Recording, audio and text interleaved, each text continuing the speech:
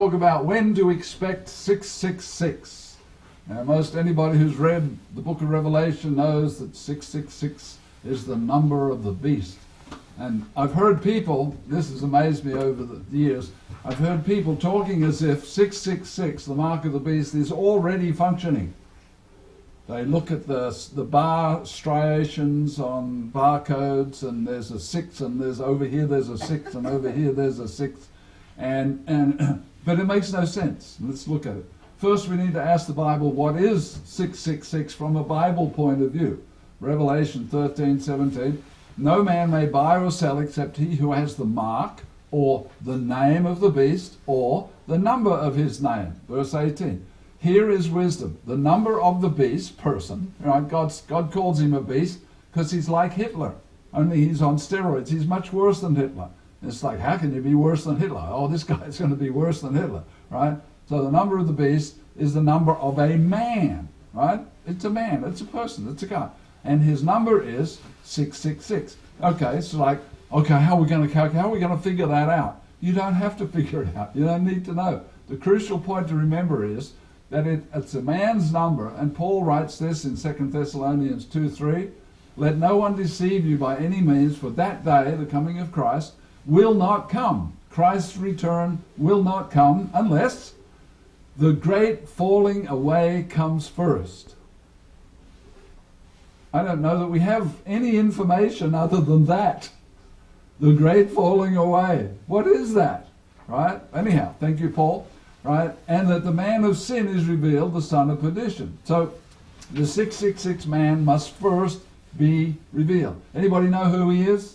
Nobody, right? Because he hasn't been revealed yet, right? And he's highly unlikely to be revealed until the first king of the north is out of the way, and the second king of the north is out of the way, and then the third king of the north, who is the beast, steps in. So we've got to wait for 2 more king of the north to come along, right? This 666 man must first be revealed, come to power, then promote his mark and his number, etc. Right? And it isn't happening now, and it hasn't. It's not likely to happen until major events happen. Now we can ask, why is the mark of the beast needed? Why does he even need a mark? Right? It's needed to promote a unified worship system. This is a whole new concept, right? Because most of the people we see in high positions are money grubbing, trying to get rich. They're doing a pretty good job of it, right? And meanwhile, they're wrecking the way of life, most people's life. So with the mark, in this future time, if you have the mark, you get to function in society. Without it, you get arrested or worse, right? This is serious stuff. You're beginning to see a little bit of this from governments around the world, like Australia. Like you've landed in Australia, now we're going to lock you up. It's like, really? Okay, so for 3.5 years, Satan and the beast person and the false prophet will be pushing a new world order governmental system that's based on a worship system. Right? The most of whatever you've heard about a new world order is governmental. It's not worship based. This is a worship based system. Now Hitler in World War II was pushing German expansion, not a global worship system. Now Satan was helping Hitler, I'm convinced of that, right? But then God got in the mix and he started messing with Hitler's mind, and Hitler started making bad mistakes and ordering non-existent panzer divisions into the front lines, and then making other terrible decisions that started losing the war and eventually did. The tribulation period will be satanic influence at its fullest strength, at its greatest strength. Revelation 13:2. Now the beast which I saw was like a leopard. The dragon, that's Satan, right? Another term for Satan, gave him his power. So Satan gives this beast power, Satan's power. Anybody know how that works? It's like, what is Satan's power? It's beyond what we know how to describe. And his throne. Why would Satan give this guy his throne? It's like, I don't know, but it's pretty important. And then great authority. So this one human being, this beast person, is now satanically superpowered. It's like Superman, only Satan is given him the power and not whatever he had from, however the Superman thing worked. So Satan's full power kicks in at trumpet number 5, Revelation 9:1. Then the 5th trumpet angel sounded, verse 2, and he, a messenger, opened the bottomless pit. Now, many people miss this giant clue in Revelation that shows how Satan is allowed full power. God allows him to do that. God is the one who sends the messenger down to the bottomless pit and unlocks it and opens it and says, come on out, right? You have power to go for it, right? And this is trumpet number 5, which is the first woe. Most people miss that the first 4 trumpets are not woes. They're just wars and terrible things we do with our weaponry down here. But we don't get to the first woe until Satan shows up in trumpet number 5. Revelation 9:11. They had a king. Most people read right over this verse because there's already so much. There's scorpions and there's locusts and there's faces of men, and they strike men with a scorpion sting and they can't die for 5 months. What is that? How do you explain that? This is like, if this isn't satanic on steroids, what is it? Right? So they have a king over them, the angel, the messenger of the bottomless pit, who in Hebrew is Abaddon and in the Greek is Apollyon, other names for Satan the devil. Verse 12, one woe is past. Okay, that's trumpet number 5. The 5 months can't find death, right? Behold, 2 more woes are coming. So the next woe, right, is from the beast power with a 200 million man army, and then the final woe is when Jesus shows up in the sky and says, woe to the beast power empire, because he's going to whoop up on them. So the first 4 trumpets are not woe level, right? They are serious, but they're not woe level events, right? Satan has always wanted to be worshipped. You see that when Satan tempted Christ, he said, worship me, right? And he tried to throw God the Father off the throne. He's just always wanted to be worshipped. And this is going to be his greatest opportunity to get worshipped, and they will be worshiping him. And I can't explain to you how this is going to work. You've seen somewhere throughout the television, whatever, there's a handful of people who actually worship Satan, right? And that's kind of weird and strange, and how does that work or whatever, right? They're going, the whole world is going to do it pretty soon, Revelation 13:4. So they worship the dragon, Satan, who gave authority to the beast person, and they worship the beast. So this is like a one world ruling government driven by Satan, the devil, who's given his power to this Hitler-type beast person, and he gets worshipped, right? And this is all about, a godly person is running the earth. It's a little bit like Jesus is going to do, only the real Jesus will run the world because he is the creator of the universe, and he's got superpowers far greater than Satan, the devil, can turn loose, right? So this new worship system includes a man-made image of the beast person, which is a little strange. It's like, who's going to fall for that? Right? Well, if you went, anybody been to the Vatican over in Rome? Anybody been there? Okay. If you went there, they have all kinds of statuary of Peter and Paul, and there's a Peter. The story goes that they would let people kiss the toe on the statue of Peter.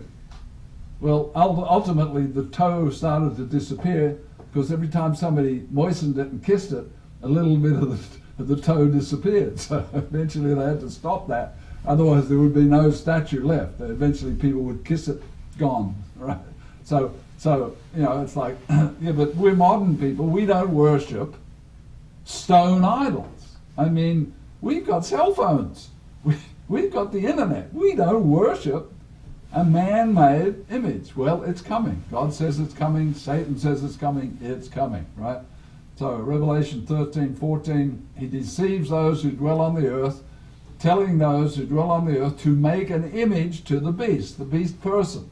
This would be like making an image to Hitler in World War II. Or it would be like Nebuchadnezzar. Remember?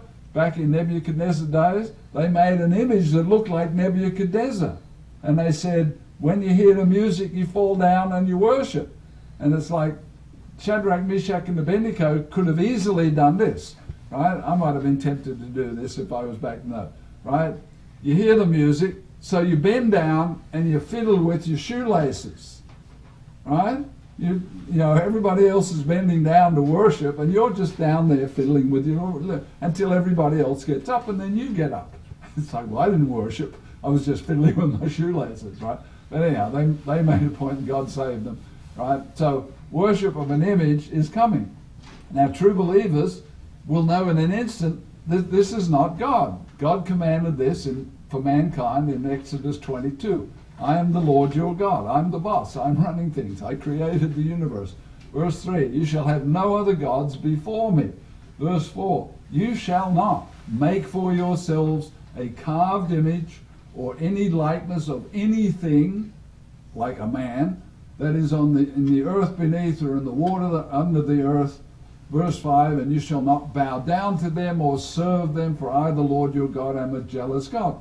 Well, anybody who's ever read Exodus, everybody who's ever read the Bible knows that the God of the Bible says, don't do it, right? So how can modern technology people make an image and fall down and worship it? Because this thing is spooky. It's satanically driven. If everybody is doing it, whether they understand it or not, that doesn't matter. If everybody's doing it, guess what? You better be doing it, right? And that's the kind of atmosphere it's going to be in. So, in the tribulation, humans will be divided into two groups. Those who worship the beast and those who do not. Now, the good news for those who do not is, if they're serving God and the beast kills them, near as we can understand, they go straight into the kingdom of God as soon as Christ returns, right? Which is less than 3.5 years. So that's a pretty good deal, right? Some of us have been in the church for 50 years, right? Gary, maybe 60 or 70 years, I don't know, right? And it's like these new converts in the tribulation, they just have to be faithful unto death for a short period of time, and God will take them into the kingdom. Revelation 13:15. It was granted to him to give power, to give breath to the image of the beast. Now this is a little extra spooky, and you could say, well, it's easy to make an image and wire it up with speakers, and and have some guy in the back room do the talking for the image. It's like, no. This is Satan. This is Satan at his best. That the image should both speak and cause, and it says, cause as many as would not worship the image to be killed. How does this image made of stone or whatever materials, how does it cause people to be killed? Well, it issues the order. It can speak, so it issues the order. Kill that guy, right? So again, we look at verse 17 in Revelation 13:17. No man may buy or sell except those who have marked the name of the beast or the number of his name. And without the mark, people will not be able to earn money. And we all know that earning money is what keeps everything running and keeps food on the table. Or they won't be able to buy groceries. They can't go to the marketplace and buy groceries if they don't have the mark or the number or his name.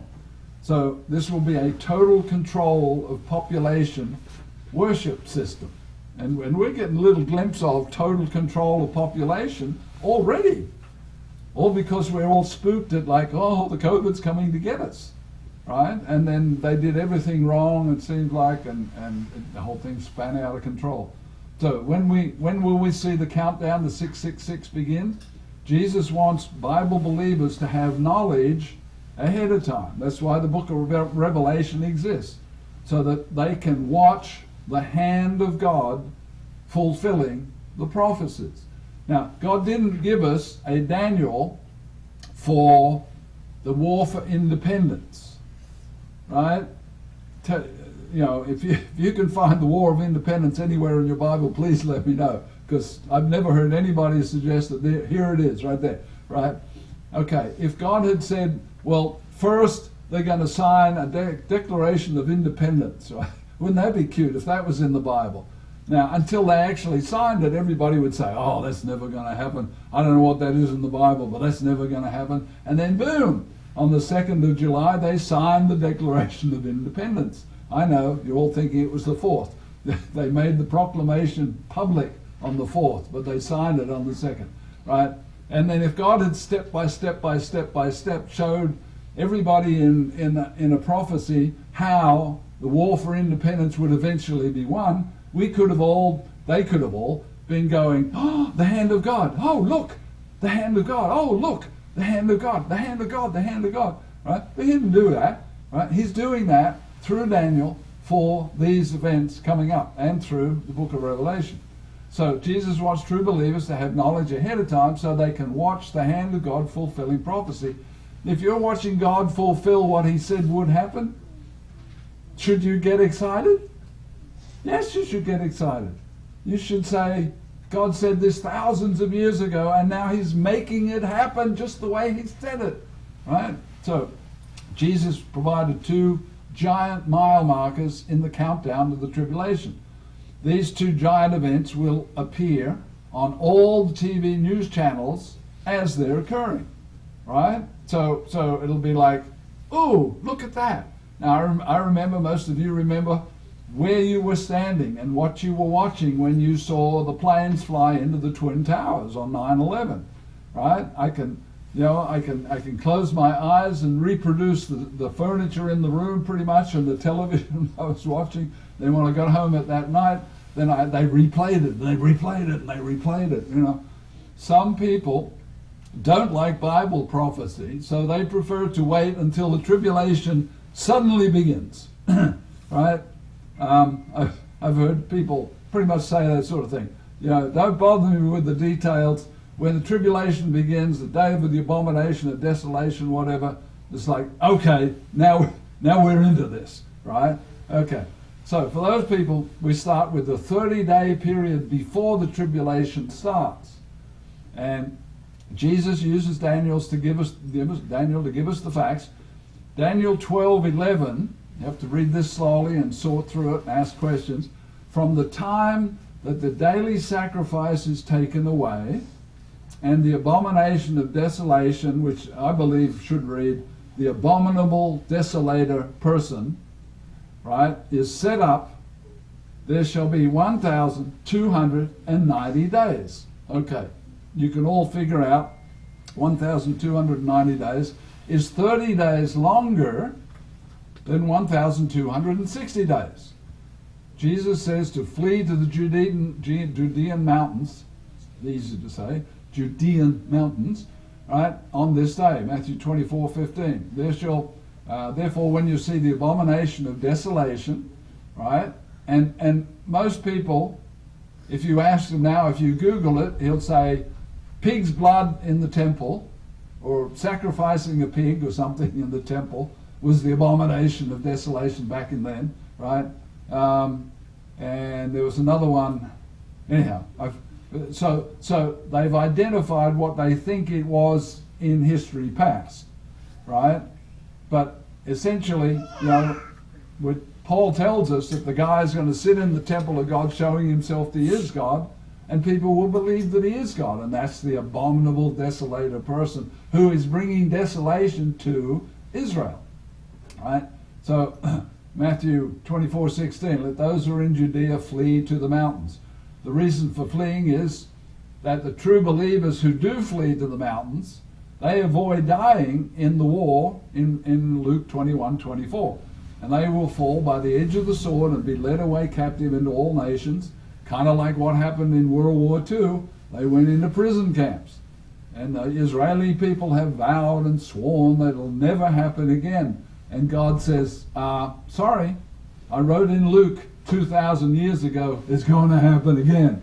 And you think it won't happen again, and you think your nuclear weapons are going to prevent it from happening again. Guess what? It's going to happen again, right? But if you flee to the mountains, you're not in society. You don't need the mark of the beast. You don't need the number of his name, etc. You don't need 666 because you're not down in the marketplace buying and selling. You're not re-roofing and earning, wages for doing the re-roofing. You're up in the mountains and you're living, hand to mouth, whatever. God will help you. If you flee the mountains, He'll help you live there for the tribulation. Okay. Jerusalem will be trampled by the Gentiles for 3.5 years. So the beast person is about to war with Israel and to destroy them as a nation 30 days before the beginning of the tribulation to 1260 days. So Daniel 12:7.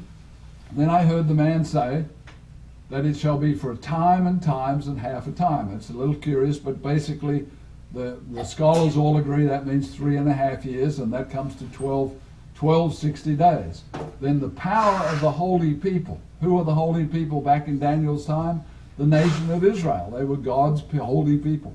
Has been completely shattered. All these things will be finished. So in the 30-day period when the beast power attacks the nation of Israel, and most of us wouldn't want to be in a war against the Israeli military because they are serious. From 15, 16, they start training men and women, everybody, to have a machine gun in their closet and to know exactly what to do when they do get attacked. So the age of man will be finished 1290 days after the abomination day. All right, that's the coming of Jesus Christ. And 1260 days after Israel is destroyed. So if you see in the future Israel being destroyed, you can know the tribulation is right at the beginning of the 3.5 years, and then Christ comes at the end of the 3.5 years. So now you know where you'll be in tribulation, right? In the countdown to tribulation. But God has given us more information. So when this Israel destroy is happening, readers should know that essentially the tribulation starts in less than 30 days. All right? So mark that on your calendars, right? Now, other people prefer more than 30 days warning, and Jesus uses Daniel 11:41 through 12:1 for a longer countdown to the tribulation. Daniel 11:45, he shall plant the tents of his headquarters, or palace, between the seas of the glorious holy mountain, that's where the temple stood, yet he shall come to his end and no one will help him. This he is the mighty commander-chief that overthrows many Arab nations and destroys the armies of Russia and China, who are now begging to have a comeuppance, right? Is that how you say it in Arkansas? Is comeuppance part of your language up here? Anyhow, I like that. There's a comeuppance. We don't use that in Australia, but anyhow, it's good. So reading verse 45 again, right? It says that he comes, he comes to his end and nobody will help him. So we lose a superpower, right? And then the very next verse, one verse later, now we got tricked because the translators said, let's have a new chapter and start a whole new line of thinking, except the first 3 words of chapter 12 say, no, you can't do that. Because it says at that time, and at that time can only refer to the verse immediately before it, which is verse 45.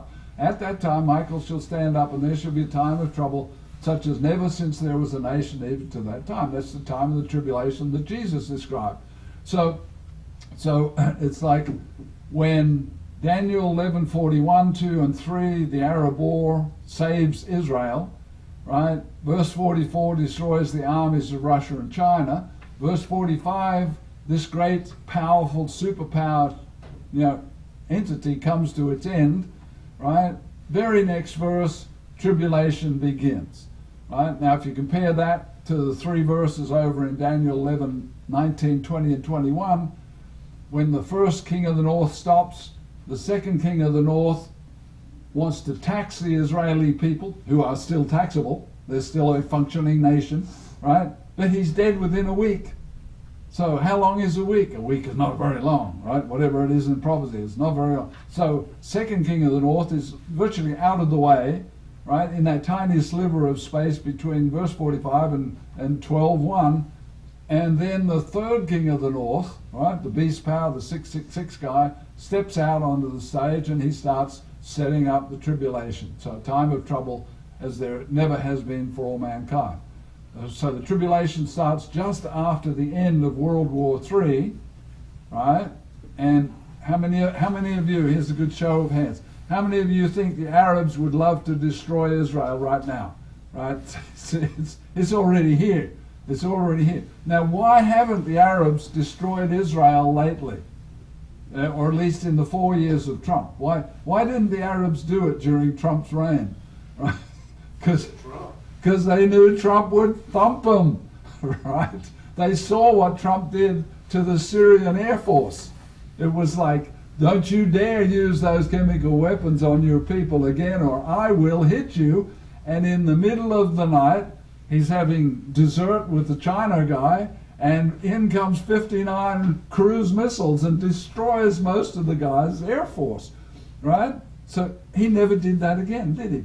Right? He said, I don't want to lose more of my airplanes, right? So you know, for those 4 years, Trump held them off.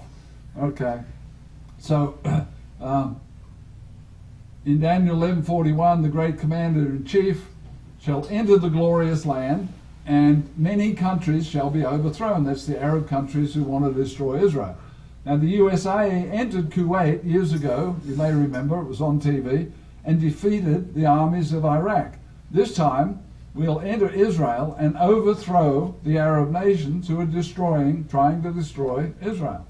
Verse 42, else shall stretch out his hand against the many countries, and the land of Egypt shall not escape. Verse 43, and he shall have power over the treasures of gold and silver, and over all the precious things of Egypt, and also the Libyans and Ethiopians. So this shows that it's not a nation-building setup. This is a we take control, which is exactly what Hitler did in World War II. When he rolled into France, he just said, everything in France belongs to me, Hitler. That's how he overthrew the French people. So Jesus wants Bible seekers to see the hand of God in action as the countdown proceeds. And right now, I used to work as a stage manager, and we'd have that big curtain closed. The audience would come in and take their seats, and they'd be chattering and twittering amongst each other, and the house lights would be up full, and we'd set everything on the stage behind the curtain ready to go, right? And then we'd have the guy dim the house lights, and that would be a cue. Oh, quick, we're going to start real soon now. Everybody into your places. And then the moment occurs. The curtain begins to open. And there on the stage you see the major players for the play that you're going to watch. Well, we've got the major players already on the stage, right? We've got Russia, we've got China, we've got the Arab nations, we've got Israel, tiny little Israel, just begging to be attacked. And they've won the wars in the past, but now this is not an airplane and tank war. This is going to be a missile war. They've got 150,000 missiles dotted around Israel ready to be fired. How do you stop 150,000 missiles, right? Woo, it's going to be big, right? But first they have to deal with America, because they know if they do it while America is leaning towards helping Israel, they'll get thumped like they did before. Okay, so Jesus wants Bible seekers to see the hand of God in the count and be excited that God is doing what God said he would do, and that means he's going to do more of what he said he would do, and that is to bring Jesus and set up the millennium, the 1,000-year peace and prosperity and no more war on planet Earth. Revelation 1:1, revelation of Jesus Christ to show his servants. The whole purpose for the book of Revelation is to show those who pay attention to what God writes in the book of Revelation, to show his servants things that must take place speedily when they begin to take place. The count began in Daniel 11:40. Most people don't see it. Now we watch for the giant Arab-Israeli war that results in many Arab nations being overthrown. And even now it's like, well, I don't see how that can happen. Well, do you see that most of the 1.6 billion Muslims want it to happen? When you have 1.6 billion Muslims who want it to happen, is there a good chance that it will happen? Sure there is, because they can overthrow their governments when the time comes. Okay, after the huge Middle Eastern war, World War III, comes satanic beast power empire that destroys the nation of Israel. So Israel is saved from the Arabs, and then along comes the beast power, and Israel is destroyed by the beast power, and that's how God wrote it, and that's how it's going to be. So as we see the events of the news outlets, we can know for certain that the Great Tribulation is about to begin when Israel is destroyed. This is when we should expect 666, the mark of the beast,